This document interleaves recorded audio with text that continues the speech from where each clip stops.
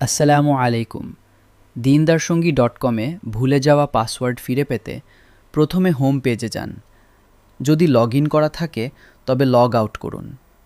এরপর উপরের ডানে লগ ইন বাটনে ক্লিক করুন।